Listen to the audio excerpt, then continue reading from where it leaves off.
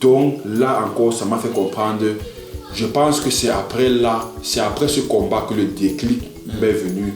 Et je me suis dit, là, dominant, À la découverte d'un champion, nous vous promenons depuis la dernière édition. Mesdames, bonjour, messieurs, bonjour, bienvenue sur la vitrine de l'emploi, ce programme de Radio Camille pour la valorisation des savoirs, des savoir-faire et des savoir-faire de la diaspora africaine.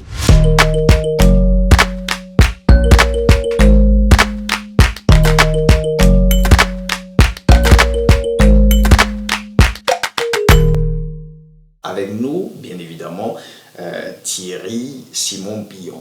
Bonjour une fois encore. Bonjour. Rebonjour. Alors, nous avons la semaine dernière parlé avec toi de ton rêve et ta passion pour l'art. Et tu es peintre, en effet, et céramiste. Ouais. Mais aujourd'hui, nous voulons connaître un peu plus le champion MMA que tu es devenu.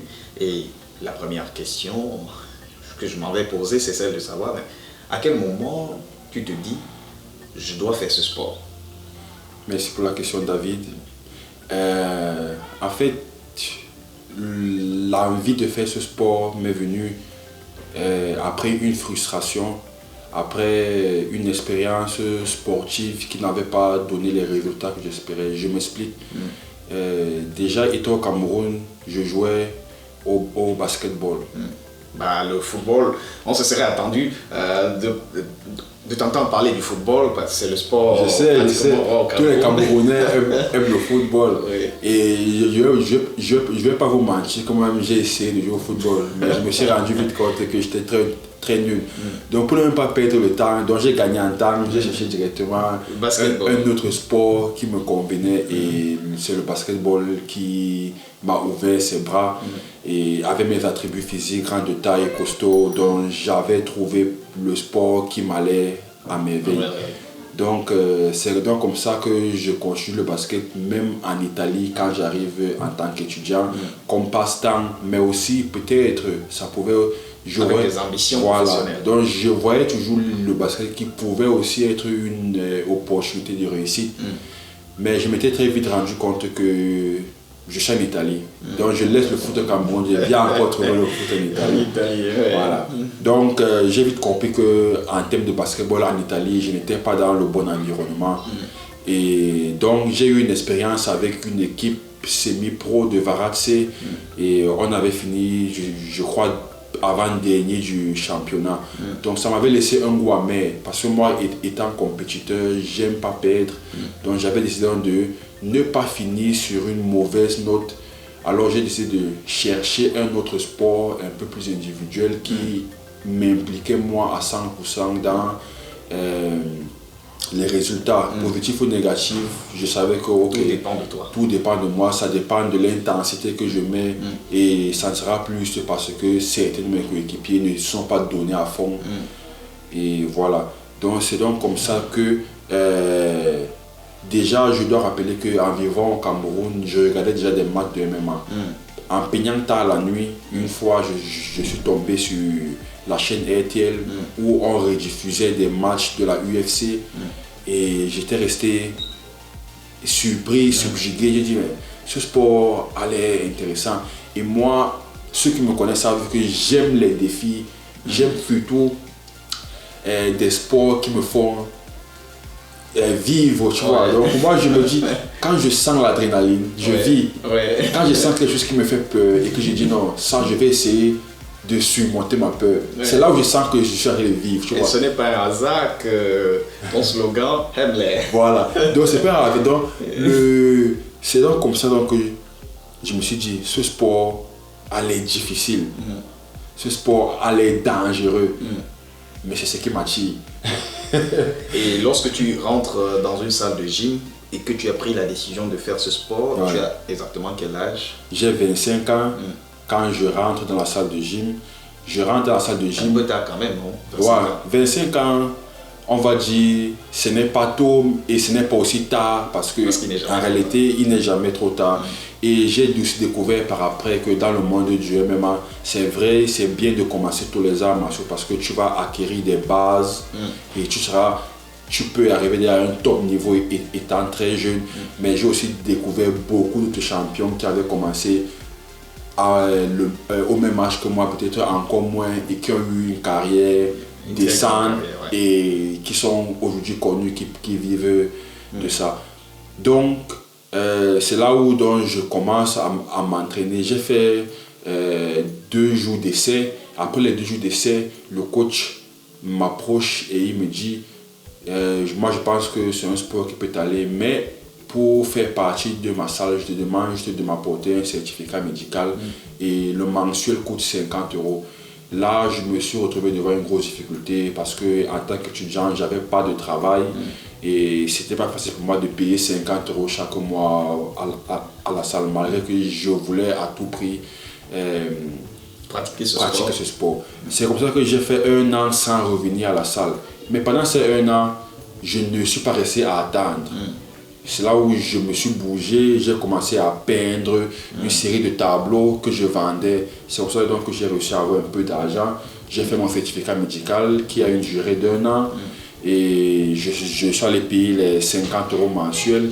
J'ai commencé à m'entraîner petit à petit, petit à petit. Le coach, voyant aussi qu'il avait affaire à quelqu'un de surtout discipliné, à part le fait que j'apprenais, je ne manquais aucun entraînement. Je ne connaissais encore rien, mais j'avais décidé de faire cette chose. J'avais décidé d'apprendre le MMA. Alors j'y allais tous les jours, content ou pas content, j'étais présent. Donc ça faisait déjà voir à mon coach que là il a affaire à quelqu'un de sérieux, qui sait entre parenthèses ce qu'il veut. Donc déjà, il voyait comme si j'avais un objectif, mais qu'il ne savait pas encore. Mais ça donnait l'impression que j'avais un objectif derrière, parce que j'étais toujours présent. Discipliné, assidu. Voilà, et très assidu. Pendant que d'autres parlaient, moi j'écoutais ce qu'ils disaient pour apprendre le plus vite possible. Mais est-ce que tu avais déjà en ce moment une idée de faire la compétition? Non, j'avais l'idée de faire la compétition, mais j'avais pas en idée que ça devienne mon métier. Je voulais compétir parce que j'aime la compétition. Oh oui. Ouais, j'aime gagner, ça me fait sentir bien quand je gagne. Mais je n'avais pas en tête de faire de ça mon métier. Je dis donc au coach, moi je veux compétir, je ne veux pas juste m'entraîner parce que ça va me servir d'ailleurs si je m'entraîne seulement. Je peux aller frapper quelqu'un dehors en accumulant tout ça. Je veux compétir, je m'entraîne, je me défoule, je m'entraîne, je me défoule. Il me dit, il n'y a pas de problème. J'ai fait en tout 7 combats amateurs que j'ai tous gagnés avant la fin du temps. Ensuite, je suis passé en semi-pro, parce qu'en Italie, c'est en 3 parties. Il y a la partie amateur qu'on appelle MMA Light, ensuite MMA semi-pro, ensuite MMA Pro. Donc, la première étape amateur, je l'ai passé 7-0, 7 combats, 7 victoires. La partie semi-pro, j'ai juste eu un combat en semi-pro que j'ai gagné, premier round KO. Tout de suite. Alors le coach a décidé d'accélérer les choses, vu aussi que je n'étais pas très jeune entre parenthèses. Et donc on voulait un peu accélérer les choses. Certes, je n'avais pas l'expérience qu'il fallait pour passer pro. Ça, je dois reconnaître. Je n'avais pas encore assez d'expérience. Mais on a pris le risque. Premier combat pro, je le gagne, premier round KO. Et j'ai gagné directement ma première ceinture en MMA, directement dans mon premier combat professionnel. Donc là encore, ça m'a fait comprendre. Je pense que c'est après ce combat que le déclic m'est venu. Et je me suis dit, là, donc maintenant, je vais donc m'appliquer. Parce que jusqu'à présent, si je pensais que je m'appliquais, je peux encore faire plus. J'ai multiplié mes entraînements. Je m'entraînais 3 fois par semaine. Là, maintenant, je m'entraînais 6 fois par semaine, donc 6 jours sur 7. Pour atteindre le niveau que je voulais maintenant. Maintenant, je m'étais à créer le chiffre. J'avais à visualiser où je vais arriver. Deuxième combat pro, je le gagne, décision unanime. Troisième combat pro, je gagne par KO et je gagne ma deuxième ceinture en MMA. Oui, là, il s'agit de quelle catégorie? Là, je suis dans la catégorie des poids moyen, lourd léger. Lourd léger, c'est limite 93 kg. 93 kg et demi, c'est le max. Donc, actuellement, je fais 100 kg. Je ne faisais pas 100 kg avant. Quand j'ai commencé, je faisais les 92, 93 kg net, sans perdre de poids, sans faire de régime.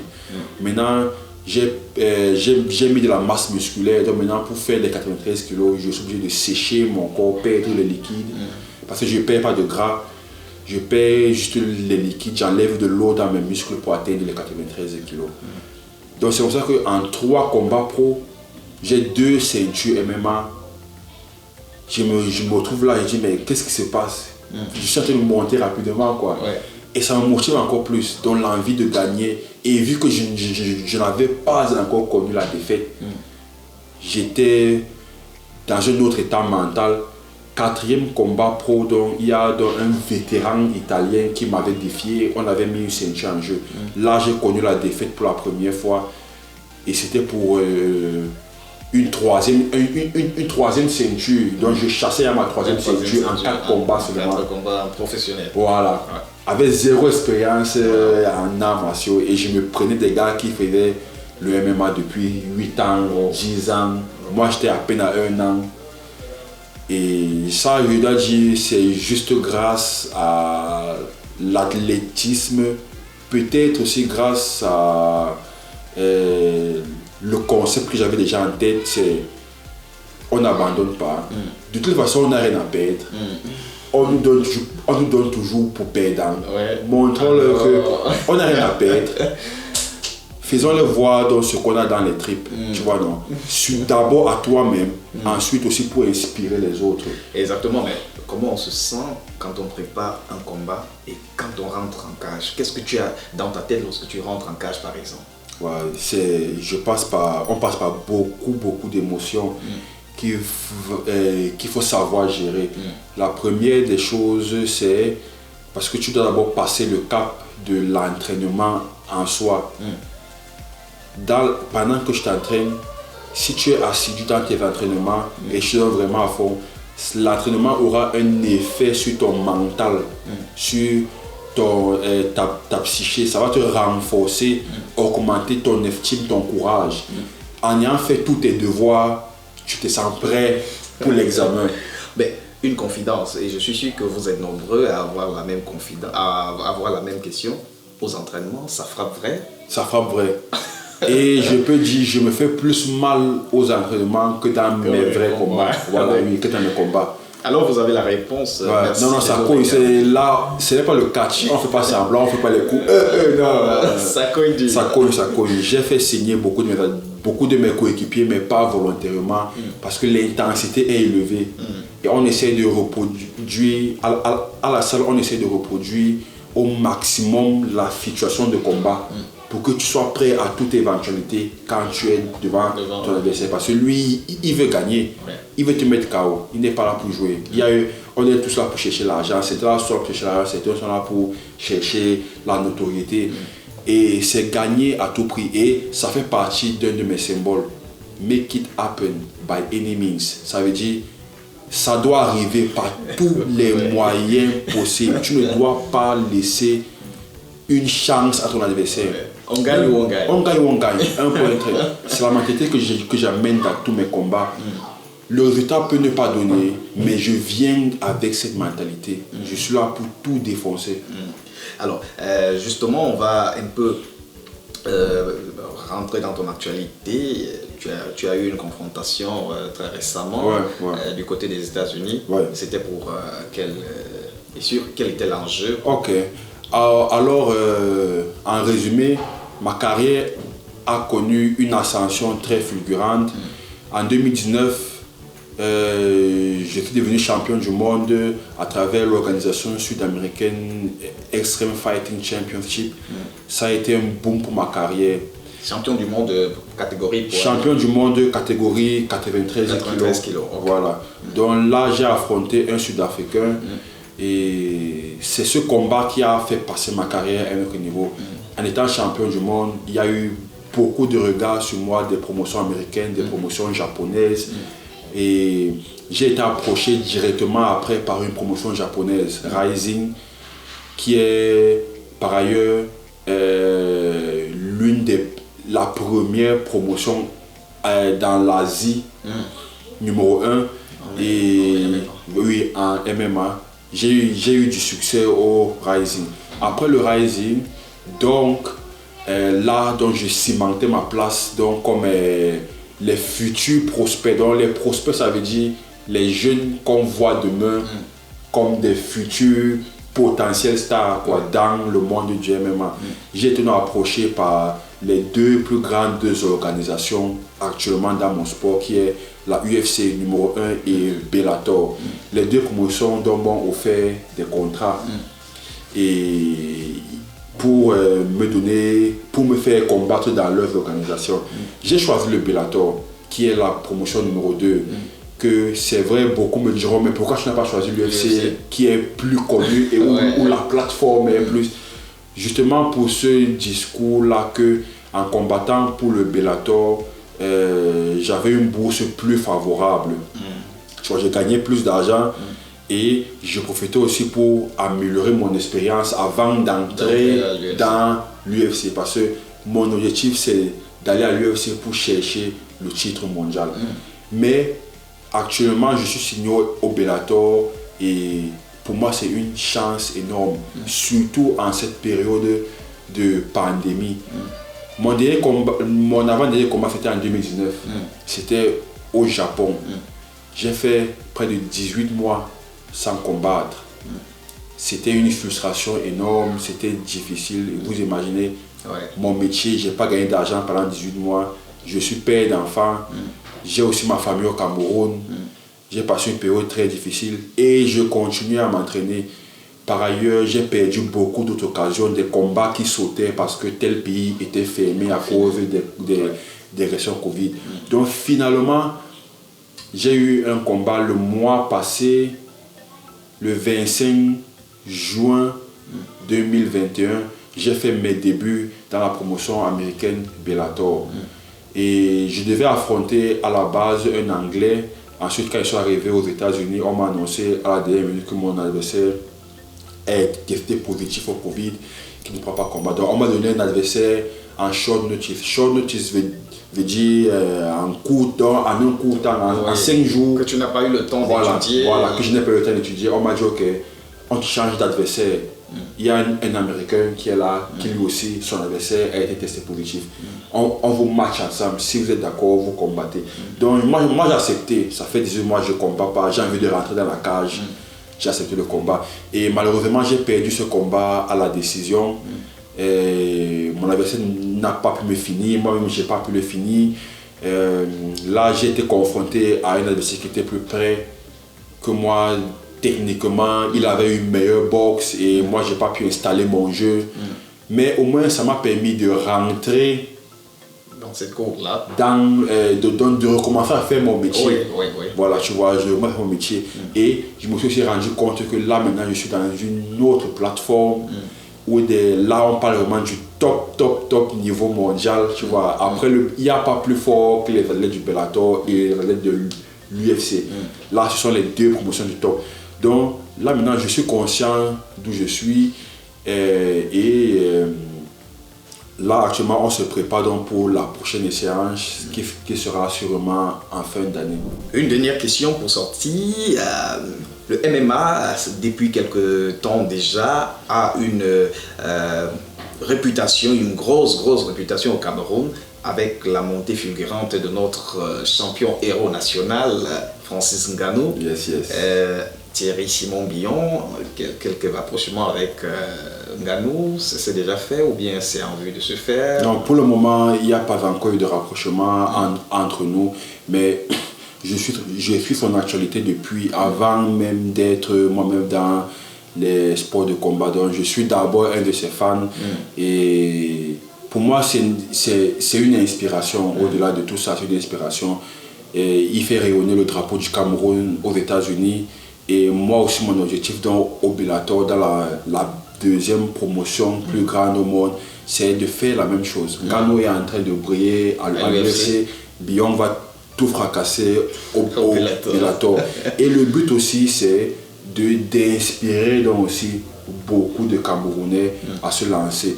Chaque jour, je reçois beaucoup de messages des athlètes camerounais qui m'écrivent, demandent de conseils. Donc ça montre quand même qu'il y a maintenant un réel engouement, une réelle motivation qui est en train de se passer tout autour du MMA. Donc nous étant ambassadeurs de faire discipline pour le Cameroun, on est là pour motiver les gars pour que demain aussi, le Cameroun doit avoir un maximum de champions comme les Brésiliens, les Américains. Parce que le talent, il y en a.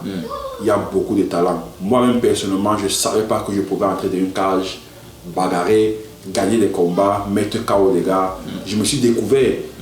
Donc, je suis sûr qu'il y a beaucoup de gars même plus talentueux que moi. Il faut donc qu'on mette juste en place des structures et qu'on donne la possibilité à beaucoup de jeunes d'exprimer leur talent. Voilà, c'est un cri comme ça lancé à vous qui écoutez, qui êtes peut-être investisseur mécène dans ce secteur-là. Il y a beaucoup à faire au Cameroun. Un dernier mot pour sortir de ce programme. Ouais. Déjà, je remercie la radio Kamit pour le temps accordé, pour l'interview, pour la possibilité qu'il me donne de raconter mon histoire. J'espère que cette histoire vous aura inspiré. Vous avez appris qui est Simon Billon, de là où il est parti, les difficultés qu'il a traversées, mais aussi les bénédictions que j'ai eues à travers toutes les difficultés que j'ai connues. J'espère que ça vous aura aussi motivé de ne pas abandonner vos rêves. Si vous avez déjà mis vos rêves dans le placard ou vous avez des objectifs que vous voulez atteindre, mais que ça vous semble impossible, je vous prie de ne pas abandonner. Mais quitte à peu, quand on dit Himmler, c'est d'abord la foi. Himmler, ça veut dire la foi. Tant que ce n'est pas arrivé, on ne laisse pas. Voilà. On gagne ou on gagne. Voilà. On gagne. Merci à vous de nous avoir regardés. Abonnez-vous si vous ne l'avez pas encore fait. Partagez le contenu s'il vous intéresse. Laissez-nous un joli commentaire. Ça nous fait plaisir. Merci. Commentez. Merci beaucoup. Merci Radio Kamit. Merci David pour le temps. J'espère qu'on se reverra pour une prochaine fois quand j'aurai la ceinture Bellator. Ce serait un moment.